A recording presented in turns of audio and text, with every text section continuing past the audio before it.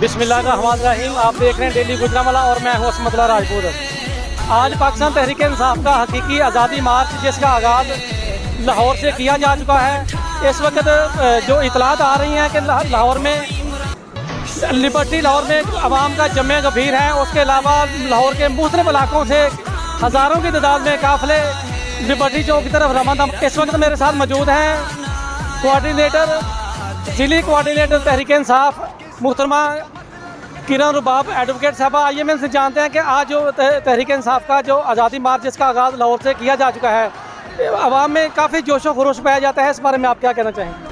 जी, पाकिस्तान तहरीक इंसाफ का जो हकीकी आज़ादी मार्च आज लाहौर से शुरू हो चुका है और इंशाअल्लाह 4 नवंबर को वो पिंडी में अपनी इस्लामाबाद में अपने मुतय्यन करदा जगहों पर जिनकी हुकूमत की तरफ से इजाज़त दे दी गई है उन जगहों पर पहुंचेगा और इसमें पूरे मुल्क से जो हैं वो काफ़िले आएंगे। आज वो हकीकी आज़ादी मार्च लाहौर से शुरू हो चुका हुआ है और लाहौर में अपने मुख्तलिफ़ रस्तों से और मुख्तलिफ़ रूट से होता हुआ मुख्तलिफ़ जगहों से लोग उसमें इकट्ठे होते जा रहे हैं और इचरा में और लिबर्टी चौक में और इन तमाम रस्तों से होता हुआ लोगों को इकट्ठे करते करते वो तमाम रस्तों से होता हुआ इंशाल्लाह कल गुजरांवाला पहुंचेगा और इसमें लोगों की एक बड़ी तादाद जो है वो शिरकत करेगी। मैं एक बात यहाँ पर कहना चाहूँगी कि हकीकी आज़ादी मार्च के लिए हम सब बहुत पुरजोश हैं, हम सब बहुत पुरुमीद हैं, लेकिन ये एक मुश्किल कदम है और मैं समझती हूँ अल्लामा इकबाल का एक शेर है जो शायद मुल्क की मौजूदा सूरत हाल में जिसके अंदर मुल्क सियासी तौर पर एक इंतहाई मुख्तलिफ और इंतहाई मुश्किल सूरत हाल का शिकार है, सियासी तौर पर, माशी तौर पर और ज़हनी तौर पर हम सब लोग इतने ज़्यादा इसके अंदर दब चुके हैं और हमारे जहनों पर इतना असर है इस सियासी और माशी सूरत हाल का कि हम लोगों के लिए बहुत ज़रूरी भी है और बहुत मुश्किल भी हो चुका हुआ है अपने हक़ के लिए उठना और खड़े होना। अल्लामा इकबाल का एक शेर है, जो फरिश्ते करते हैं कर सकता है इंसान भी, जो फरिश्ते करते हैं कर सकता है इंसान भी, पर फरिश्तों से ना हो जो काम है इंसान का। तो ये एक मुश्किल तरीन काम है। अल्लाह ताला ने इंसान को अशरफुल मखलूक़ात बनाया है, तो अशरफुल मखलूक़ात होना इतना आसान नहीं है कि हम लोग घरों में बैठे रहे, हमें सब कुछ मिलता रहे, हम खाते रहे पीते रहे और ज़िंदगी गुजार के चले जाएं। ये इंसान की ज़िम्मेदारी नहीं है। इंसान की ज़िम्मेदारियाँ जब उसको अदा करने का वक्त आता है तो उसको मुश्किल सफ़र काटना पड़ता है, जो इस वक्त हम एक मुश्किल दौर से गुजर रहे हैं और इंशाल्लाह इसके बाद बेहतरी होगी इंशाल्लाह। अच्छा, हकीकी आज़ादी मार्च का अगराज़ों में मकासद इसके क्या है कि क्यों ज़रूरत पेश है कि पाकिस्तान अपनी हकीकी आज़ादी की भी एक तहरीक शुरू करे? पाकिस्तान में हकीकी आज़ादी मार्च की ज़रूरत इसलिए पेश आई कि इतने सालों में, इतने अरसे में कोई भी पाकिस्तान की सियासी सूरत हाल जो है वो इंतहाई मखदूश तरीन होती जा रही है। इन 75 साल पाकिस्तान का जो 75 साल आज़ादी के साल हैं जिनको हम आज़ादी के साल गिनते हैं, बेसिकली ये हमें आज़ादी मिल ही नहीं सकी।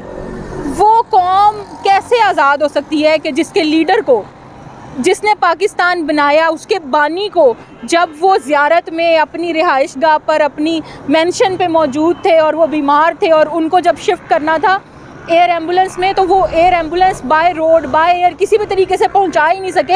हम तो उस बानी का देन नहीं दे सकते, हमने उसको बचा लिया होता तो आज हम इस सूरत हाल में ना होते। हकीकी आज़ादी मार्च इसलिए भी ज़रूरी है कि हमने आइंदा अपने लीडरों को, अपने एहसान जिनके हम पर एहसानात हैं, जो हमारे ऐसे लीडर, ऐसे लोग उठते हैं, हमने उनका साथ देना है और उनको कायम रखना है। उनको इस तरह कायद आज़म को हमने, जैसे हम सब जिम्मेदार हैं उस चीज़ के, क्या कायद आज़म के लिए उस एयर एम्बुलेंस का या बाय रोड एम्बुलेंस का इंतज़ाम नहीं हो सकता था? सब कुछ हो सकता था। जैसे वो लीडर हमारा गया, हमारा बानी गया, ऐसे हमारे और बहुत सारे लीडर, जैसे शहीद जुल्फ़िकार अली भुट्टो ऐसे ही गए। इसी तरह बहुत सारे सहाफ़ी जा रहे हैं जिसकी ज़िंदा जवेद मिसाल अरशद शरीफ की मौत है हमारे सामने।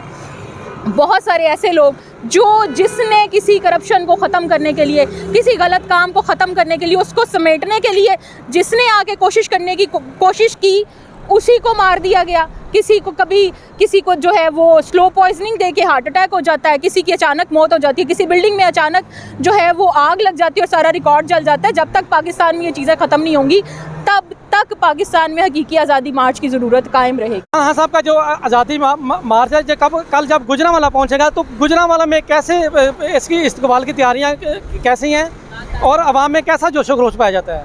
इंशाअल्लाह कल जब हकीकी आज़ादी मार्च इमरान खान साहब की लीडरशिप के अंदर गुजरांवाला की हदों में दाखिल होगा तो ये बताने की नहीं, ये देखने की बात होगी। इंशाअल्लाह यहाँ पे बहुत पुरजोश इस्तकबाल किया जाएगा और यहाँ से एक इंशाअल्लाह जम्मे गफ़ीर उस काफ़िले का हिस्सा बनेगा और पाकिस्तान के अवाम देखेंगे और पूरी दुनिया देखेगी कि इस हकीकी आज़ादी मार्च को कामयाब बनाने के अंदर हम लोग अपना कैसे रोल प्ले करते हैं। वकला की कितनी बड़ी तादाद इसमें शामिल होगी, क्योंकि आपने देखा कि पहली मरतबा गुजरांवाला बार के अंदर इमरान खान साहब खुद खिताब करने के लिए आए, तो कैसी तैयारी है, कितने वकला इसमें शामिल होंगे?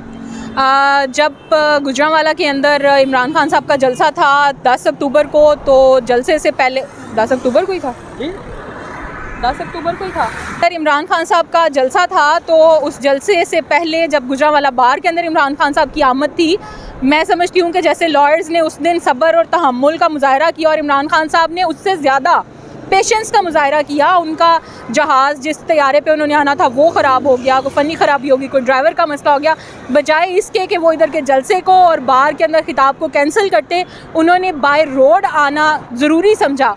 कमिटमेंट इज़ कमिटमेंट और कमिटमेंट पे पूरा उतरे और इंशाअल्लाह जैसे इमरान खान अपनी कमिटमेंट पे पूरा उतरता, इसी तरह हम लॉयर्स, पूरा लॉयर्स इंसाफ लॉयर्स विंग और इंसाफ लॉयर्स विंग के अलावा भी बहुत सारे लोग जो हमारे साथ ज़हनी आसूदगी रखते हैं, जिनके हमारे साथ सोच मिलती है, वो इंशाअल्लाह इस हकीकी आज़ादी मार्च का हिस्सा बनेंगे।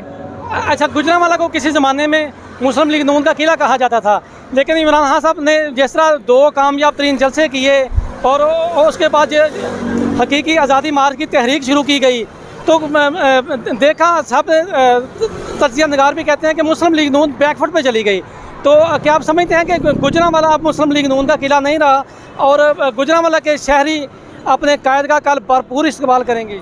देखें, गुजरांवाला मुस्लिम लीग नून का किला रहा है या नहीं रहा, पास्ट में मुस्लिम लीग नून यहाँ से हमेशा क्लीन स्वीप करती रही है। इवन 2018 के इलेक्शन के अंदर भी मुस्लिम लीग नून ने ही गुजरांवाला में क्लीन स्वीप किया था, लेकिन अब ऐसा नहीं है। अब हालात बदल चुके हैं। हमेशा वही मिनिस्टर्स, वही पार्लियामेंटेरियंस, वही MNAs, वही MPAs, वही शक्लें, वही चेहरे, उनके आने से शायद किसी को प्रॉब्लम ना हो जब तक कि वो आवाम के लिए कुछ करते रहें। जब वो MNAs, वो MPAs जो यहाँ से आवाम के वोटों के साथ सीटों पर जाते हैं, प्रोविंशियल असम्बली में और नेशनल असम्बली की सीटों पर जाते हैं और वहाँ जाकर सिवाय अपनी जेबें भरने के कोई काम नहीं करेंगे ना, तो फिर वो सियासतदान किसी भी पार्टी से हो, उसकी जगह नहीं है, ना उसको वोट मिलेगा, ना उसको आवाम में मकबूलियत मिलेगी। अच्छा, जिस तरह हकीकी आज़ादी मार्च अपने मुख्तलिफ शहरों से होता हुआ यहाँ से डस्का, सियालकोट, वज़ीराबाद और गुजरात रावलपिंडी की तरफ जाएगा, तो जब रावलपिंडी के अंदर दाखिल होगा उसके साथ ही खैबर पख्तूनख्वा से, आज़ाद कश्मीर से, गिलगित बल्तिस्तान से, कराची से जो काफ़िले आएंगे इस्लामाबाद के अंदर, तो इस्लामाबाद का जो दफा है राना सनाउल्लाह जिसके लिए बड़के लगा रहे हैं कि हम दाखिल नहीं होने देंगे, हम ये कर देंगे, वो कर देंगे, वो खौफ का बुत तो टूट चुका है। तो क्या मंजर होगा जब लाखों की तादाद में लोग इस्लामाबाद के अंदर दाखिल होंगे? जब इंशाअल्लाह तमाम पूरे मुल्क के अंदर से काफ़िले इस्लामाबाद की हदों में दाखिल होंगे, तो पूरी दुनिया देखेगी कि मुल्क की दिफा के लिए, मुल्की दिफा को गलत तौर पर, मुल्की दिफा की इस्तिलाह को गलत तौर पर इस्तेमाल करने वाले डिफेंस मिनिस्टर इंशाअल्लाह देखेंगे उनको कैसे मुंह की खानी पड़ेगी। और हमारी इतलात के मुताबिक, बल्कि टीवी चैनल्स पे, मीडिया पे अब तो हर बंदा ही जो है वो एक सहाफ़ी है। हम जो इतलात हैं हम टीवी पे सुनते हैं कि बहुत बड़ी तादाद में आंसू शैल और रबड़ की गोलियां और पता नहीं क्या क्या कुछ जो है वो मुख्तलिफ सूबों से, पूरे मुल्क से इकट्ठा कर लिया गया है इस्लामाबाद में सिर्फ इस लॉन्ग मार्च को नाकाम बनाने के लिए। तो लॉन्ग मार्च करना हमारा बुनियादी हक है और हमें अगर बुनियादी हक से ही रोका जाएगा तो फिर वो मुल्क कैसे चल सकता है जहाँ पर उसके अवाम को उसके बुनियादी राइट ही ना मिल सके। जहाँ तक बात रहेगी राना सनाउल्लाह की या किसी भी और ऐसे हुकूमती ओहदेदार की जो अपोजिशन को, जो इस वक्त अपोजिशन में हम हैं, PTI वाले हैं और वो असम्बलियों में नहीं बैठे हुए, ऐसे लोग इनको अगर वो किसी भी तरह से स्नब करने की कोशिश करेंगे तो इंशाअल्लाह मुंह की खानी पड़ेगी। अवाम इस वक्त पूरे जोश और खरोश के साथ घरों से निकले हैं और आप देखेंगे और आप इस बात की जो तारीख़ है वो गवाह रहेगी कि कैसे लोगों ने इसमें शमूलियत इख्तियार की और यहाँ अब कोई डरने वाला नहीं है। जान की तो परवाह ही नहीं रही अब किसी को। अगर कोई शख्स अपने मुल्क के साथ इतना लॉयल हो सकता है, इतना लॉयल हो सकता है कि अपनी ज़िंदगी के 22 साल डिफेंस सहाफ़त को वो दे सकता है और उसके बाद भी उसकी ज़िंदगी की कोई कीमत नहीं है, उसकी हेड मनी लगा दी जाती है, तो फिर आप में हम जैसे लोग क्या हैं? मौत तो बरहक है। अगर वो मौत हुकूमत के हाथों लिखी है तो उसका सर भी हुक्मरानों के, उसका खून हुक्मरानों के सर होगा। अगर हाकिम जमात, हुक्मरान जमात जो है वो अच्छे तरीके से इस आज़ादी मार्च को, हकीकी आज़ादी मार्च को वेलकम करती है, उसको करना चाहिए। ये एक जमहूरी तर्ज होगा, जमहूरी तरीका होगा। अदलिया ने उनकी इस मार्च को रोकने की जो दरख्वास्तें थी उन सब को जो है वो खारिज कर दिया है और इस हकीकी आज़ादी मार्च की इजाज़त दे दी गई है। और हकीकी आज़ादी मार्च इमरान खान साहब की हिदायत के मुताबिक उन्हीं जगहों पर होगा जहाँ पर इजाज़त दी गई है। तो ऐसी कोई वजह ही बाकी नहीं बचती कि डिफेंस मिनिस्टर या कोई भी और आके PTI के वर्कर्स पर, हकीकी आज़ादी मार्च के लोगों के ऊपर किसी भी किस्म का कोई अटैक करे। अच्छा, इमरान खान साहब को आपने एक लीडर के तौर पर कैसा पाया? जैसा कि आपने देखा कि 75 साल में इतना मकबूल तरीन लीडर आज तक नहीं आया। जिस शहर में भी जाते हैं लोग दीवाना मार अमड़ आते हैं और वो चाहते हैं कि मेरा मुल्क आगे बढ़े। जैसा उन्होंने यूरोप के अंदर ज़िंदगी बसर की, वो चाहते हैं कि मेरा मुल्क भी तरक्की करे, मेरा मुल्क भी आगे बढ़े। लेकिन बदकिस्मती से पाकिस्तान में आज तक किसी को मुद्दत पूरी नहीं करने दी गई, किसी भी वज़ीर आज़म को। तो इमरान खान साहब की जो ख्वाहिश है वो बेलौस हैं, वो ये तो सारी दुनिया जानती है। मुखालिफिन भी कहते हैं कि वो इंसान बेलौस है, उस पर किसी किस्म का करप्शन का कोई दाग नहीं है। और क्या आप समझते हैं कि इमरान खान साहब अपने मकसद में किस हद तक कामयाब होंगे? इमरान खान साहब अपने मकसद में कामयाब हो चुके हैं। बेलौस खिदमत और सेल्फलेस इंसान होना और बेलौस खिदमत करना ये हर किसी का शेवा नहीं है। ये बहुत कम लोगों को अल्लाह ताला की तरफ से अता होती है। और मैं समझती हूँ कि इमरान खान के जेन्युइन लीडर होने की निशानी और अलामत यही है कि उसने आज से जब 30 साल पहले, 22 साल पहले, 25 साल पहले, हर बंदा अपनी अपनी अलग अलग एक लिमिट बताता है।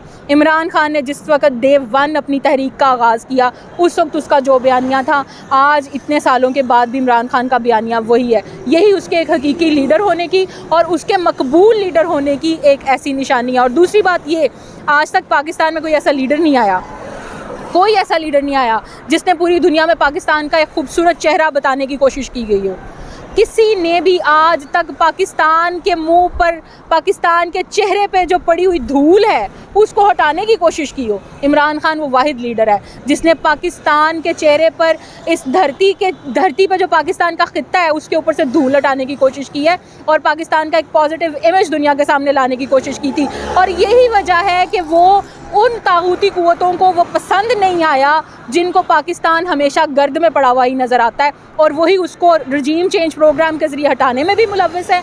और उसके बाद से लेकर अब तक पाकिस्तान में जितना पॉलिटिकल अपहेवल है उस सब के ज़िम्मेदार भी वही तागूती कुव्वतें हैं। वो पाकिस्तान के अंदर भी मौजूद हैं, वो पाकिस्तान के बाहर भी मौजूद हैं। लेकिन इन तागूती कुव्वतों की लाख कोशिशों के बावजूद भी इमरान खान की पजीराई का ग्राफ हमेशा ऊपर ही जा रहा है। उसकी रीज़न यही है कि वो जेन्युइन है, वो हक और सच की बात करता है और जो सच की बात उसने आज की, आज से 10 साल बाद भी उसकी वही बात होगी।